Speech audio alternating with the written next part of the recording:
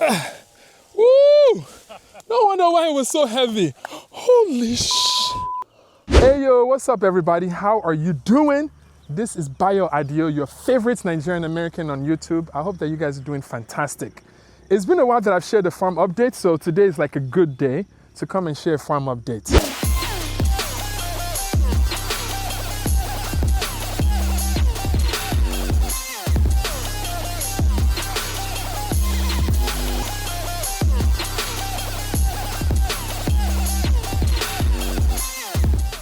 I don't know if I've actually shared this with you guys of taking you guys on a journey, so I'm just going to share it now. So this year with our farming cycle, we decided to do things a little bit slightly differently, which means we decided to have 2 planting cycles in 1 year. So typically we focus on cassava and plantain, which has like a 10 to 14 month life cycle from the beginning of planting to harvesting. Or we've done pineapples, which is like almost like an 18-month plus type life cycle. But when we first started farming, I started with maize. And it didn't go too well. But I think it's because I was not very what's the word? I did not think through what do we want the end goal to be. I was just more focused on there's money in farming, just farm. But so the mistakes that we made then is we were thinking that we were going to sell the maize fresh. So I'm rethinking that strategy now to we did 20 acres of maize. And the idea is to let it dry, shell it, dry it, store it, and then sell it at the appropriate time for maximum profit. So that's essentially what we're doing. So this small little lesson that I just shared with you guys costed me millions of naira. So anyway, so if you're gonna do maize, that's obviously the best way to go. Sure, you can diversify your markets. Like you can sell some to some people that are selling to make ogi, some people that are selling and roasting corn on the streets. But the majority bulk of your sales are going to be companies or people that want to buy in large quantities that are going to use it to make cereal or different types of things that you make with corn. So I just wanted to show you guys what it looks like, or for what even dried maize looks like, because we leave it after it's ready to harvest for a few weeks to dry off. Anyways, let's go check it out. Oh, and by the way, if you guys see me in this hole, we are starting our fencing. So part of the first step of fencing is to excavate. You guys see that? Let me get out of frame for you guys. Look at that. Yeah, we're trying to fence all the way around. So we have a whole bunch of excavation going on. But for now, let's go check out the farm. So this whole area is full of maize. We actually already started harvesting. But just to take you guys around. But before we do that, let me also show you guys something that's interesting. If you guys would notice, you would notice that you're seeing, if you guys know cassava leaves, you know that you're seeing cassava leaves and you're seeing maize. So one thing that we did is we wanted to intercrop some areas. So let me show you guys what I mean by that. So you guys can see, we created ridges here. So this is a ridge. So we planted maize on the side, and then we planted the cassava stems on the ridges. So this was growing, this was growing. So by the time we harvest this, we slash it, and the cassava will continue its journey. So that's why you guys see cassava here, cassava with maize. So they call it intercropping in agriculture. All right, so here is some dried maize. You guys can see. So you can see they're brown, they're ready to harvest. Let me even open it up for you guys. Ooh, this one is white. We actually have some breeds that are more orange and some that are white. So I'm gonna cover this back up. By the way, one thing that you have to deal with maize is those sounds. You guys hear our neighbors, birds. So you can create scarecrow and all types of stuff, but birds is gonna eat some, you're gonna harvest some. That's just the way it is. But anyways, this is what it looks like when they start drying. Ooh, this one is very hard. All right, come on over. You can see some birds have eaten into this one. You guys see it? It's just normal. You cannot avoid it 100%. It's nature. Nature is going to do what it's going to do. But you can try to reduce it as much as possible. So this is dried maize. You guys see? This one is still kind of fresh-ish. Some here, birds. You guys can see all this cassava. They're all literally on the ridges. So yeah, I was doing some research and I found out that you can actually get a machine that dries the maize. So you don't actually have to do it the old school way where you have to spread it. Although spreading naturally is the best, but if you're like working in large quantities, then you have to get like a shelling machine to shell them and like a drying machine to dry them. So all those types of things. So essentially we're getting ready to clear all of this like in the next month, and we're now gonna go back to like our regular like plantain, cassava plantain. But this is, you know, you just have to keep trying and keep trying till you succeed. So this is my second shot at trying this, and I want to just kind of measure how profitable it is this time, but we'll see.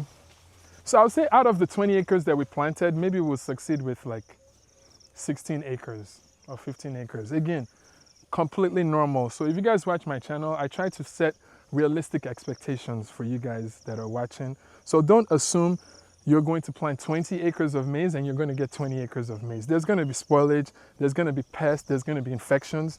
But the more proactive you are at like monitoring them, the best. Because sometimes, because I've been doing this for a while, I almost have the same, I can recognize things just like a farm consultant or a manager now. Like I can look at the leaves, I can be like, oh, we are already starting to have some sort of like something, fungus or whatever infection that we need to like address it quickly. Over time, you just know. Sometimes you know like, these plants need more water. Or sometimes you're like, man, we need like more manure. Occasionally, the more you experience in this environment, you just start kind of noticing things.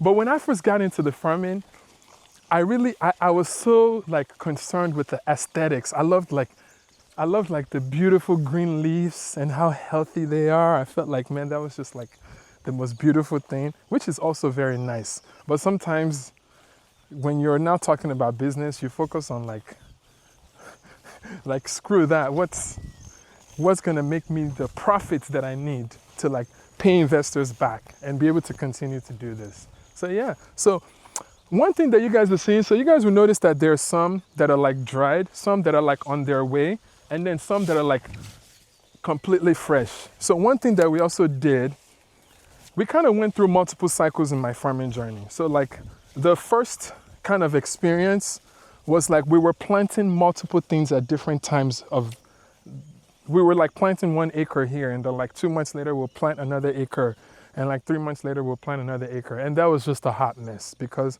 when it was time to harvest, we could not harvest enough quantities at a time to like supply a bigger company. So we now disbanded all of that. We went to the extreme side, which is like, you know what, we're just gonna plant all 50 acres at the same time, or all 60 acres at the same time, because we're like, then when we harvest, we just harvest it all at once and life is good. But then that caused some like logistical challenges, because that means you now have to weed 50 acres at a time.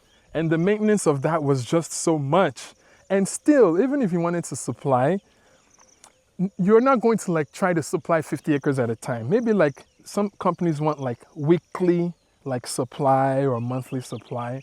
So that was also another experience that you also don't necessarily want to do everything all at once. But if you're doing mechanized farming, which is what we're evolving into, and the type of crop that you're doing, I think it would allow you to do that. But again, we're just starting mechanized farming like this year after like 3 years of farming. But for you guys that are starting slower, what we found to be like the good balance is a staggered planting system. So staggered does not mean 3-4 months apart. So maybe like the first 1 or 2 weeks, you plant like maybe 3, 4, 5 acres. And the next week, you plant like another like 2 to 3 acres. And then the next week, you plant like another 2 to 3 acres. So what that gives you is so as you start progressing, your laborers only need to farm like 2-3 acres that 1 week. And then the next week, they're going to farm the weed the 2 to 3 acres. And then the next week, they're going to farm like the 2 to 3 acres. And then once they finish that cycle, they now come back again and keep weeding. That's a much more better way to do it. But not only that, when it's time to harvest, so like for example, our plantain, when we were in like heavy plantain season, we have restaurants that would like want plantains every week or every 2 weeks. So what that means is that if you work with a company or a big company, or maybe you're exporting, when you're exporting, you're just not going to export once and say, see you next year, company. The people that you're exporting to, they want like it to keep going. So like you can now harvest And then the next week or two, you can harvest. And the next 2-3 weeks, you can harvest. So even your supply chain gets going. The only time that gets interrupted is during the dry season. And obviously, our system is not perfect, but it's better. So dry season, in a perfect world, we'll have an irrigation system. And then you can keep the supply going long term. So anyway, I just wanted to share that for you guys. See all these golden nuggets. If you guys like these tips that I've shared, hit the like button just to tell me thank you. All right, so now moving on. Again, I'm just giving you guys a tour of the farm in general. A few people that visited our farm or they've consulted with me, one of their questions is, how the heck do you manage a farm that big? Especially, I mean, we do mechanized a little bit. So we will rent a tractor to till the soil in the beginning. But our weeding is pretty much manually. Our harvesting is manually. So I'm trying to see how much our performance can grow this year with introducing more elements like tractors, to do a lot more things that we need to do. Yeah, those types of things. And even there's all types of harvesting machines. There's how you can spray. There's different methods you can use to plant. We plant manually, but they have planters. So again, I will start sharing more and more of those technologies on my YouTube because some of them are not gigantic machines. They even have handheld tractors that you can use. You don't have to get a big one. So I'll start sharing more and more. I've seen them, but I don't want to share them till I have a practical use of them. So maybe I'll start getting a few here and there. And we even have brush cutters that we use sometimes that can help instead of using cutlass. So again, mechanization does not have to be drastic. You don't feel like you have to have 50-60 million naira to buy a tractor. You can start with the basic handheld ones that are machine ran. And that in itself is progress. And then we're gonna go to the other side of the farm where we are harvesting cassava. All right, let's go check it out. Woo! So we're now in the other side of the farm where we have been harvesting cassava. So what these guys are doing now is they are preparing the land. So we have been harvesting trucks, and we're probably gonna sell some fresh and then process some of it. You guys can see these are the cassava stems from all the harvesting we've been doing. I'll put some B-rolls on the screen to show you guys. More education. So this, let me take you guys to a cassava stem. So you guys remember when I was here, I don't know, 3-4 months ago, you guys remember me walking here and there was all this tall cassava that I was walking by. Look,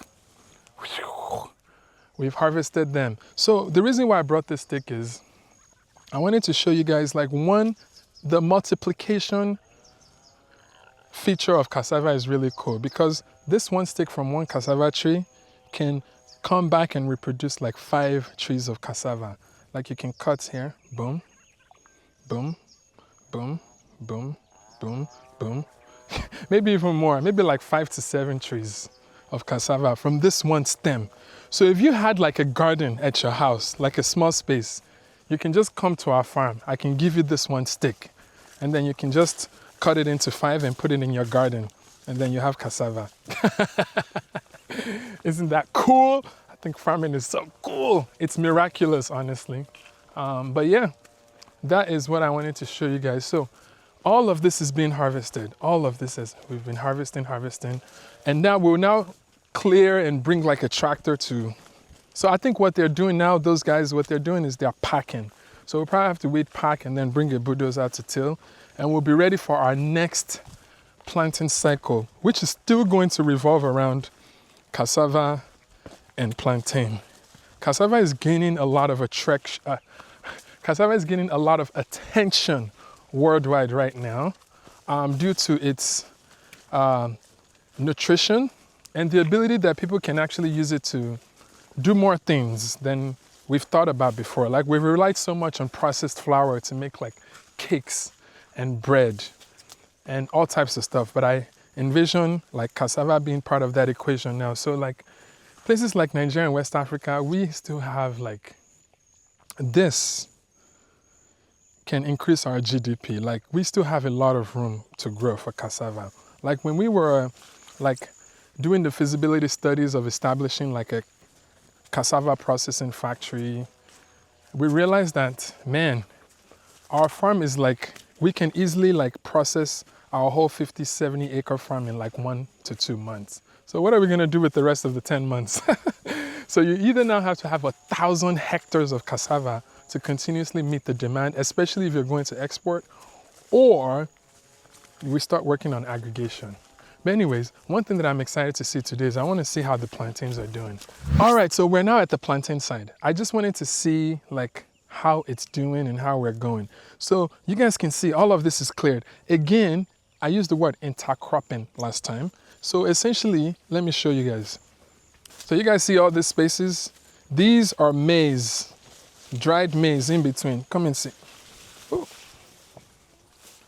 Look at all this dried maize. So we've been harvesting them, shelling them, all this stuff. So we're getting ready to clear all of this off. And then the plantain trees would continue their journey and they'll fold their own canopy and become their awesome, best version of themselves.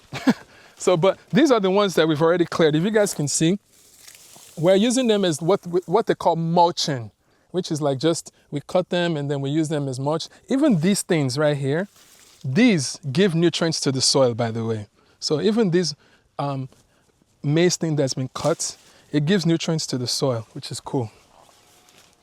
So yeah, so these are some of the plantain. I'm just coming to see.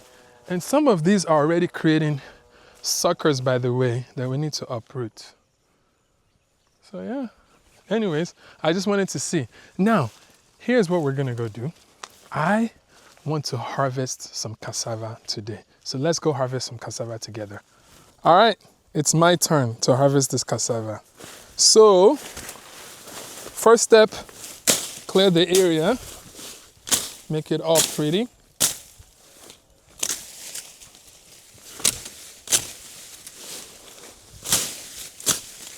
That is step number 1. All right, step number 2, slash a little bit of this off. Oh, look at all this, it's replanted. All right, step number 4, or step number 3 for I don't lose track. This is like doing like deadlift in an exercise, back straight. Oh, this is very hard though. Shake it a bit. Okay, so you have to, wiggle it a bit. Ooh, guys. Holy crap, that was harder. Let's see if there's any inside. I think I put all of them out. I see the benefit of having ridges because if it's deep in the ground, you have to use a lot of force. So the trick is to shake a bit. Man, this can make a lot of gario. There we go.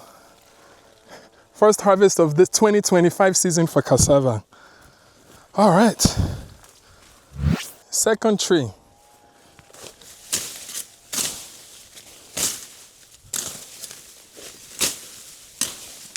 When I used to watch our laborers weed last time, I remember they were so incredibly efficient at weeding.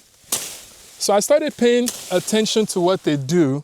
Number 1, I was using a lot of force, just to share some tips that I've observed. I don't know if it's right, but I noticed that what they're using is momentum. So what I mean by that is they're using momentum like this, whereas I'm trying to go like this. So I was getting tired fast. And secondly, what I noticed is that they cut and move at the same time. So it's almost like they add a little bit of momentum. So let me show you guys what I mean. They go like this. Look at what I've just cleared. Aren't you guys so proud of me? All right. So now that this area is done, you guys see the ridges here. So how low should I cut? Right here? Yeah. Right here. I was hoping to get a clean cut. Damn it, I still didn't get a clean cut. I think they cut it at an angle. All right. This time I need to learn to shake it a bit. I was trying to pull and that was very hard. So let me, this time. This is hard though. Ooh. You have to loosen up the soil a bit. It's getting better. Ooh, much better, you see? Now you can pull. Woo! No wonder why it was so heavy. Holy sh! Dang! This is like nyamo. Check this out. Dang! Look at this one. Mr. I know, this is yam now.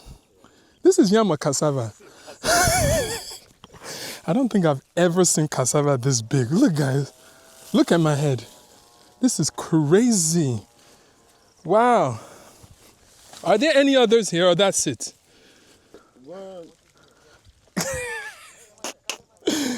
All right. I'm taking this. All right, guys. Thanks for joining. I'll catch you at the next side. So we are just spreading these to dry for now. You know, just spreading them to dry. Okay. And we are just using what we have, our room. But this might actually, eventually, we might turn it to a storage and store all the maize there. Extra room. Yep. All the maize. So yeah, so that's what we're doing. So the idea is we're just harvesting and storing here, but eventually I'm going to get a drying machine. So we'll harvest a lot more maize and then we will shell them. So right now we're drying it and then eventually we will shell it and bag it and then we'll now store it. I just wanted to show you guys some of the harvesting stuff that we're doing. All right, guys, I hope that you guys enjoyed the farm update. I know I haven't actually given you guys a lot of farm update. Usually I come in here, I work, I do what I have to do and I leave. But I was like taking the conscious effort to actually do some recording for you guys. So I hope that you enjoyed it. So if you enjoyed it, you like this video, hit the like button. And if you would like more content like this, make sure to subscribe to my channel. I'll be sharing more farming and agriculture stuff as we're progressing through our journey. Also, if you'd like to join our community of farmers, we are still bringing on investors. So you're welcome to join us. You'll be investing in agro-processing equipment or farming, and we'll be giving you like a ROI on your investments. And secondly, if you'd like to join our nature-inspired community that has like a farm, residential area, commercial area, processing area, and you want to be part of our ecosystem, check out thegreenparadise.com. We would love to have you join our community. This is for people who want to live a little bit out in the country, in a place that's easily accessible to Lagos. Maybe you want to live in a quiet area, but you also want to be able to go to the city to enjoy life and retreat back to your nature serenity lifestyle. This is for you. So we'd love for you to join us, thegreenparadise.com. And lastly, remember, it's your time to rise and let your light shine. Peace.